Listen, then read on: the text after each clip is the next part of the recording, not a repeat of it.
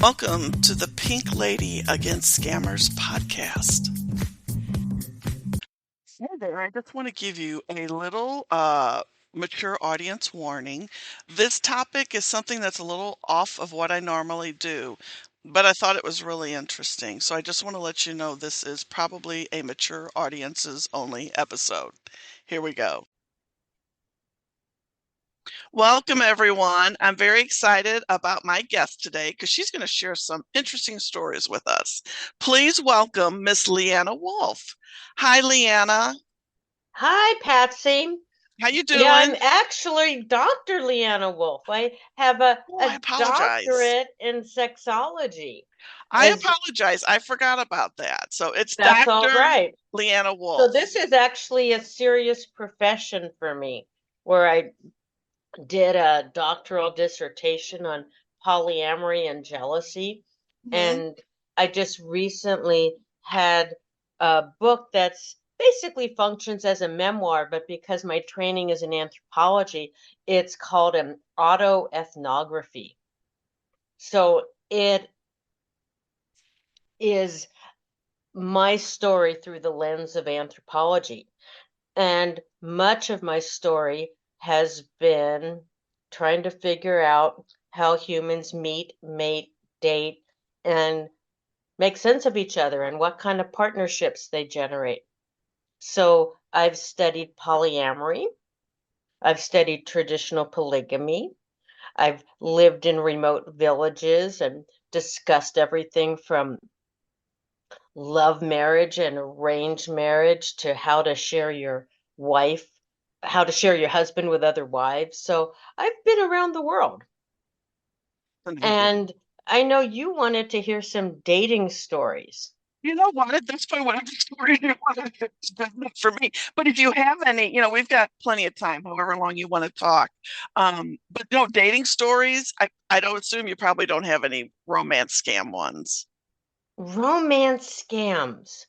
I'm pretty smart about that. Yeah, So good, I good. haven't, I mean, I know other people who believe all kinds of stuff, but I can kind of see through the lines. Like if somebody is on an oil rig, they're not really on an oil rig. Right? That's right. And if someone, I guess the thing that like irks me, and it's not really a scam, it's just behavior that doesn't work for me. And, I think some of it may be a gender thing, some of it may be a generational thing, but I need a certain amount of seduction where being largely a sapiosexual, where I have to have my intelligence engaged and feel emotionally connected. If all they want to do is ask me what my nipples are like and how quickly they're going to get hard, and if they suck on them a really long time, if they'll get harder, that is so boring. Agree. But nonetheless, I think some of the guys I've met just want to do it anyway to just to get off on the conversation, and they don't even believe we'll ever meet. Hmm. Yeah, But they're just enjoying trying to see what I'll claim I like, yeah, or what or how many knots I need to be tied up to feel tied up, or yeah, but and it's just they love talking about the details. yeah. So that's some of it.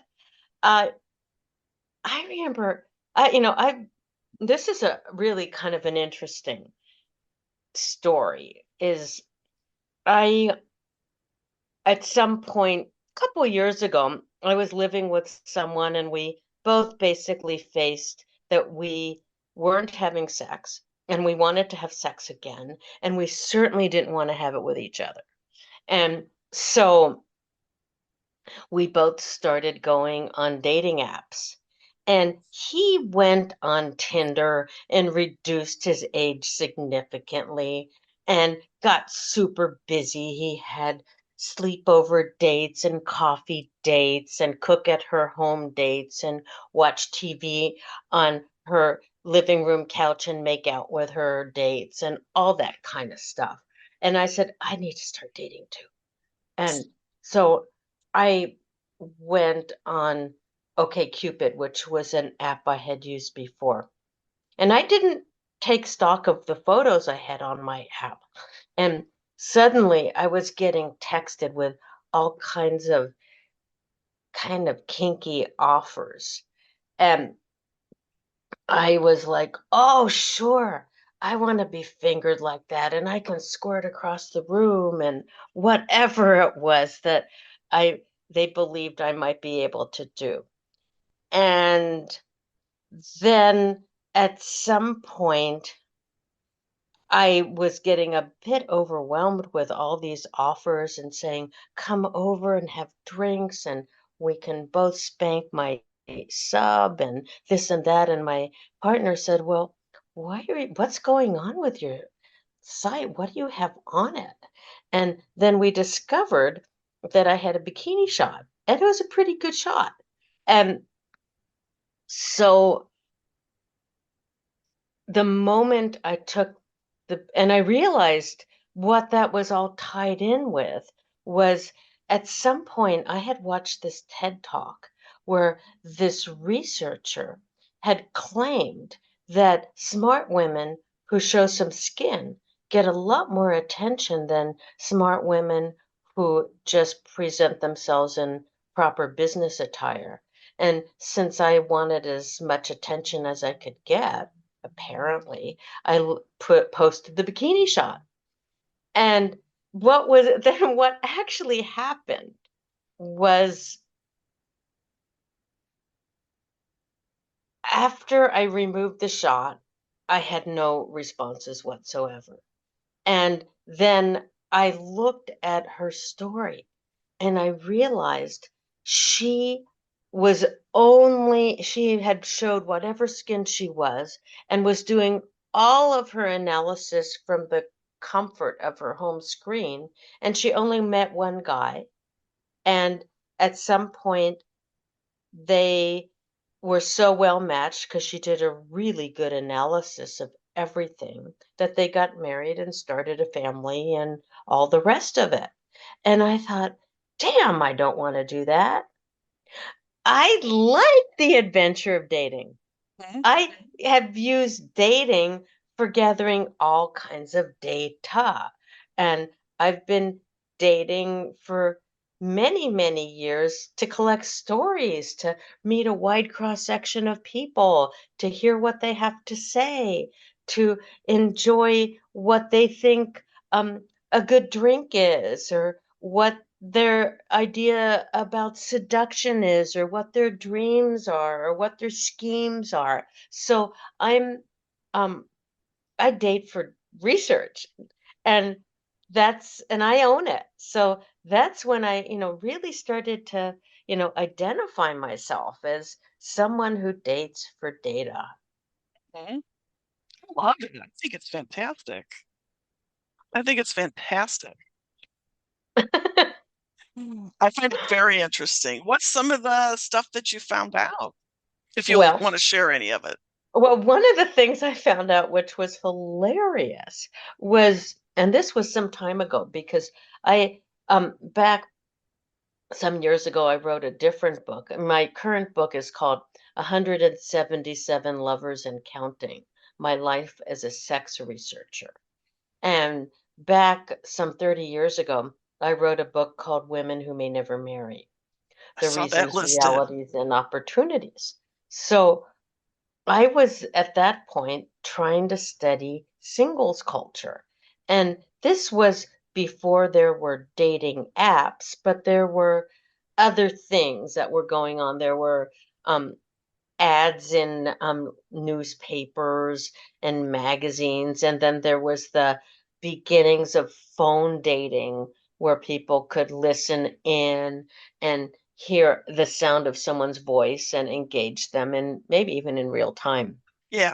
So what had happened is at one point there was a guy that I met, and I think we met for dinner, and then we retired to his house, and I stayed over, and we had okay sex, but both kind of assessed that we were not, neither of us was really aligned ideologically or whatever it might be, that we wanted to spend more time together. And then I was doing these phone dating apps, and this nice sounding guy occurs. And so I think, oh, I'll meet him. And then it turns out it's the same guy. And look at each other and both, and I think what that confirmed to me, and we just had a drink and left. What that confirmed to me was there was a singles culture, people who were not easily partnering, but they were staying single for a very long time. They might go through the motions of trying to meet new people and start partnerships, and some of these partnerships might last 6 months or a year, but they were largely single. They were daters much more than they were relators. Yeah. Yeah. I didn't marry until I was 33, 32. I have a wonderful daughter. She's an adult. But we divorced like when my daughter was less than two, and he was an idiot, but I can look back now, and I talk about this on my TikTok lives a lot when people ask. I learned a lot from it. Because back in the 80s, because I married in 96, but back in the 80s, I always had this, oh my God, I gotta have a man. I don't feel, and that's something I try to encourage women. Hey, it's okay if you don't. It really is. I mean, I'm happy, but back then it was, and I did telepersonals and I did personal ads in the St. Louis Riverfront Times. And I went out on a lot of dates, but I didn't find anybody that I clicked with. And the telepersonals I like because I like hearing people's voices, but in your brain, the voice sounds so hot. And then when you meet them, you're slightly disappointed that, okay, but it was after, we separated. He left me for someone else, which was fine. I wasn't concerned about getting a divorce. I was fine with it. I had quit a good job to stay home with my daughter, which I don't regret. But when he left me, it's like, oh my God, I got to find a job now. And I got to put my daughter in daycare because after I had her, I quit my job so I could stay home with her. And that was what had me more concerned than leaving the knucklehead leaving me, But I look back and I have learned so much because when I had my next relationship, we dated for 4 years and he cheated on me. And this may sound crazy, but I was very proud of myself. I was able to break up with him, and not let it go on and on and on. And now I don't have time. I work a full-time job, which is the job that I got after my ex-husband left. And I'll be there 23 years this summer.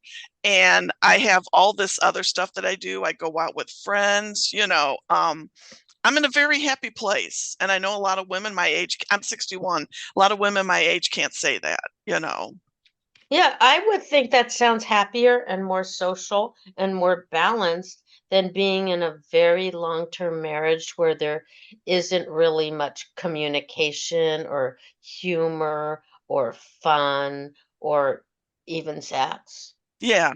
Yeah. I always joke. I would say, well, I'd never get married again, but I would let a guy move in. But then once he pisses me off, he's out the door. Well, it might not take long to get you pissed off That's right. if you have your standards for what's bad behavior. Yeah. Yeah. So how long have you been the current sex researcher that you are? And how long did Oh, it take you to get your doctorate? oh, okay. Well, in as I talk about sex research in my book, and my book is actually an anthropology textbook. So maybe some of your listeners, if they're taking an anthropology class, might get assigned this book, which would be super exciting for them and me and their professors, because Yeah. it's a pretty original and unusual kind of sex, gender, and culture book. Hmm. But I basically, the primary research method of anthropology is something called participant observation. And that's where we both participate as fully as we can in the culture or subculture that we're trying to understand, as well as step back and theoretically make sense of it and put it into context. So when I was a young woman, of maybe 22 and had just graduated with my degree in anthropology from Berkeley. And this was the time when there was some pretty righteous feminism going on. And there was and there wasn't a lot of energy into training women to be seduced and men to be seductive. We were basically engaging in very egalitarian communication and respect. And I was young and I had never really felt the energy of a Charlotte Scarlett O'Hara, Rhett Butler seduction. And I wanted to see what that felt like. And Hmm. so traveling in Mexico, both to live in villages as a research anthropologist. And then I found myself also doing research on machismo because I was basically a young, cute, exploratory gringa who wanted to understand mm, the seductiveness of Mexican men and their ways. And so I did some participant observation. I engaged a number of Mexican men in dating and romancing in ways that I had never felt at home because Berkeley wasn't a place that engaged in such stuff. So that was some of my early research in participant observation. And then at some point, I got interested in kink. And there wasn't really a way to learn about it without trying it and being, and so I met guys that took me to dungeons and met guys that tied me up and showed me different sensations that I'd never would have never otherwise understood if I was just reading about them. So that was some more participant observation. So then, as a researcher, I also eventually decided to get a doctorate in sexology, and that involved also doing a lot of internet surveys. So this was much more quantitative, but nonetheless, it was very much informed by my knowledge of the cultures I was studying. And one of the things that I had spent a fair amount of time trying to understand was polyamory and its cousin, polygamy. And I was basically curious how anyone would agree to share their partner with someone else. And because viscerally, it just made my skin crawl to think of someone that I was being intimate with also being intimate with someone else. So I ended up going to Africa and living in villages where there had been a long-standing tradition of sharing one's husband with other wives.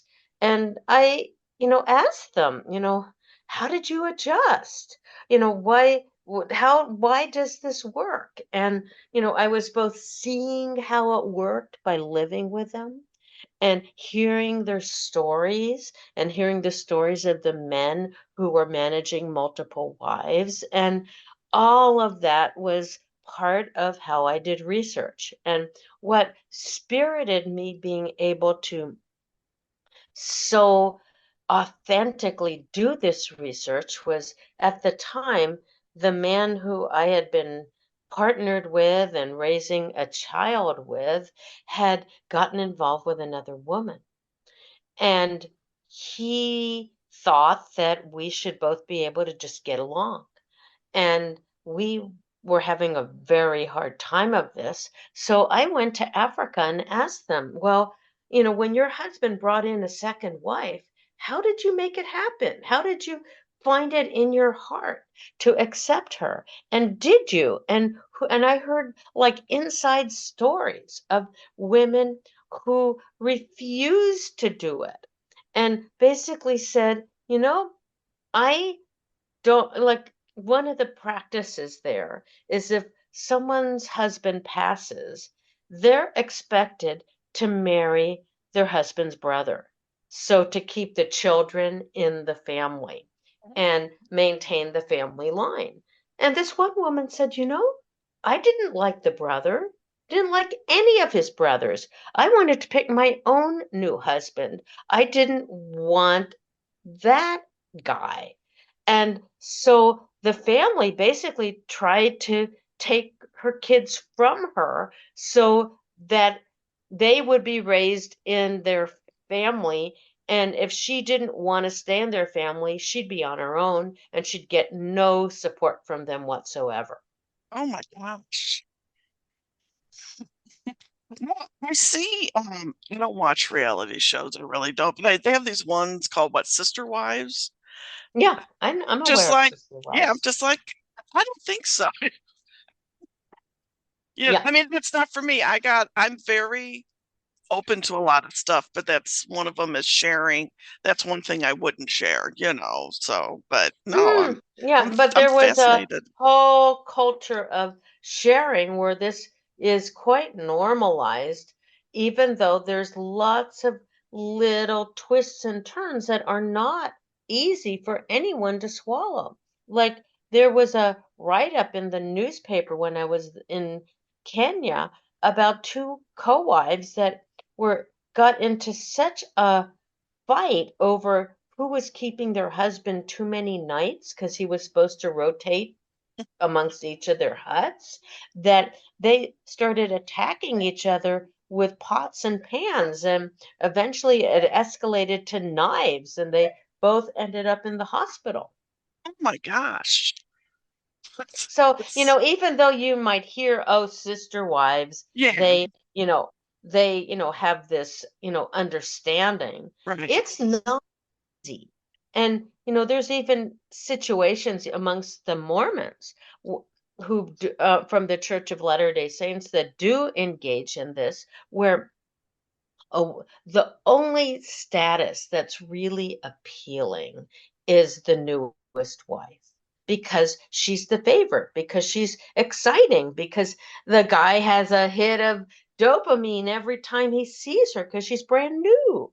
Hmm. So, what some women have strategized is if their husband of many years is bringing in new wives and not paying enough attention to her, she's going to leave him and marry another guy, even if he has other wives, because she'll be the new one. Yeah. What other countries did you go to study at? I've studied in Papua New Guinea. I've studied in India. I've studied, I was recently in Japan. And so there's been lots of different little stories and incidents and stuff. In New Guinea, it's quite fascinating because, well, polygamy is common with a husband having multiple wives in the form of polygyny. What makes it so manageable is men and women do not sleep in the same home. The men sleep in the men's house with other men, and the women sleep in their own private home with their children. And if there's a co-wife, sometimes the co-wives will share a home together. Mm, So there isn't this issue of she's keeping the husband too many nights. What I got them to explain to me, which of course was the most fascinating thing, is okay, so if you're in this hut with all the men and the wives are in their own huts, when do you have sex? yeah. And they told me they had it in the afternoons in their sweet potato gardens. Hey, it's quiet. It's, alone, Yeah, whatever. private. Yeah, yeah, Have a nice moment, no expectation of it dragging on all night or having to do sunset walks or all the romancing that our culture thinks is part of keeping a relationship alive. yeah. So what was India like? India, um, Yeah, well, so much of what was able to engage in India is the transition from arranged marriage to love marriage. Now, more and more Indians are captivated by the idea of finding someone that you're attracted to, that you are in love with, and marrying them rather than having your family strategize about caste and personality and astrology and life purpose and career and income and all these things that are largely practical about largely uniting two families. Because to them, as in many parts of the world, marriage is about an alliance between families, not about a love match between two individuals. But they were so interested in what's it like growing up in a love match culture. And largely what I had to tell them is that you're pretty much on your own. And if it doesn't work out, your family really doesn't care. And it's just for you. And there's no support from anywhere to keep your marriage alive if it isn't. mm. Have you been to any like European countries or China or just Yeah. Japan? No, I was in China too. Oh, Um, okay. yeah. Um, I'm enjoying listening to all this. I really am. okay, And I think great. everybody else is going to too. So, So I was in China with the institute that I had gotten my sexology doctorate at, which was called the Institute for Advanced Study of Human Sexuality. And they were in the midst of opening up what were to be pleasure-centered spas for women. Because at the time, and this was in 2013, there was limitations on the number of children a family could have. And you may recall that for quite a while, couples could only have one child. Now, this changed in 2016, where couples could have more than one child. But because of this limitation on the number of children a family could have, there was a lot of anxiety about having sex with one's spouse after their first child was born, because there would be such ridicule and taxation, etc., if somebody had a second child. So instead, men were going to their traditional spas and women were as well. And these spas involved massage and all kinds of orgasm producing activity. And so there was this whole total separation of erotic satisfaction and from marriage. Marriage was for reproduction. And the satisfaction of one's erotic desires wasn't supposed necessarily the place found its place in marriage.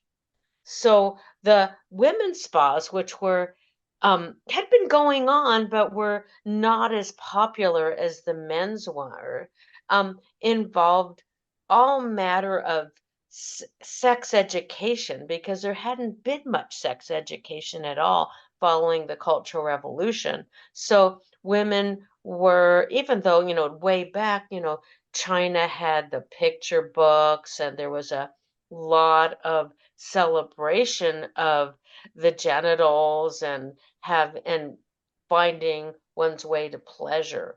So these spas were introducing young women into activities that might cause them to really enjoy orgasm, whether it be through um, vibrators and other toys or through sexual learning.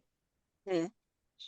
What's on your plate for like the next coming months? Are you working on anything or Well, doing? I was in Japan back in the fall, and I was pretty interested in what was presented as the whole culture of women who were these stylized sex workers, but they had never actually, and that was their permanent profession, and they were geishas, and this was quite, and there had been a long-standing tradition of the geisha, but the more I heard about it, it was largely sort of a cultural icon rather than something that was really that contemporary. Like when I was in towns like Kyoto, there were all these young women walking around in kimonos and dressed to the nines. And I realized that they were tourists, even, Japanese tourists who were renting kimonos for the day and doing photo shoots. And the likelihood of many young women actually living the geisha life and learning to do proper dancing and singing and other forms of entertainment was not that high. And then there was all this story that I had read about that Japanese men and women are really separate from each other in their marriages. The husbands work many, many hours every week, and the marriage isn't necessarily a place for a lot of conjugal bliss. It's to look good on the outside. But then I just like started going to different what were called izakayas, which were just little evening places where people drank and ate dinner together. And I noticed there were a lot of couples there. And I started asking them, I'd say, well, you're hanging out together and you're getting drunk together and you're enjoying each other's company. I thought you guys don't do that. And I realized that there was like this media deal claiming they didn't, but many, many of them did. And many of the women, had professional careers. It wasn't like they were stay-at-home wives or that they were relegated to the geisha life. Those were kind of these icons that were thrown around where I would imagine Western ways of um, male female couples enjoying each other's company and women having professional careers was more the standard than the exception. Mhm. Wow. Do you have a website at all, or Hmm. what is your I website? do. My website is called Wise Woman Sex and Relationship Consulting.com. And through that site, you could find my book. My book is also available directly from Roman and Littlefield, as well as all over the internet. You can buy it on Amazon or Goodreads or whatever Cool. place, or Walmart or Yeah. whoever sells books. My book is out there and What's the available. name of it again? It's called 177 Lovers and Counting: My Life as a Sex Researcher. That's awesome. It can't be boring, that's for sure. Oh, no, no, it's not boring. Well, Leanna, thank you so much for coming on my podcast and talking about all this. This is something that I can't wait to put this out because I think a lot of my ladies are going to enjoy this. I Oh, I found, so hope they do. yeah, I And find all this just fascinating and interesting because, where I am at, we don't know a lot about the intimacy of other cultures. We'll put it that way, mhm, and I find it fascinating and very mhm. educational. So, thank you so much. And maybe in You're a so couple welcome. months, if you have another book come out, let me know. We'll pull you on here. Oh, well, we're going to reissue this book with more chapters. Oh, I love it. I love it. I love it. So So I'll let you know when that happens because I have some more research to do, of course. So, good. Good. Well, again, thank you so much, Leanna. you're so welcome. Thanks for inviting me. Hope you enjoyed that somewhat different format than I normally have on my show. I found it interesting. I'm fascinated by other cultures and stuff that they do. And so do check out her book, and you can find her on all social media, but do check her out. I want to thank you for coming and listening to today's episode. Be sure to follow me on TikTok, Pink Lady Against Scammers, and there are many cloned accounts out there. I'm the one with 29,000 followers. That's the real account. I'm still trying to go after all those fools imitating me.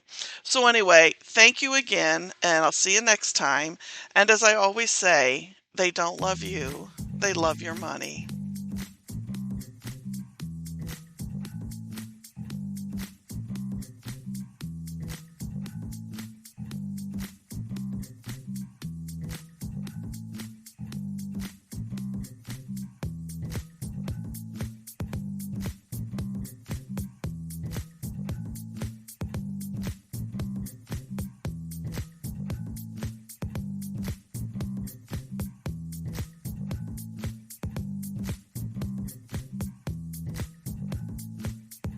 Welcome to the Pink Lady Against Scammers podcast.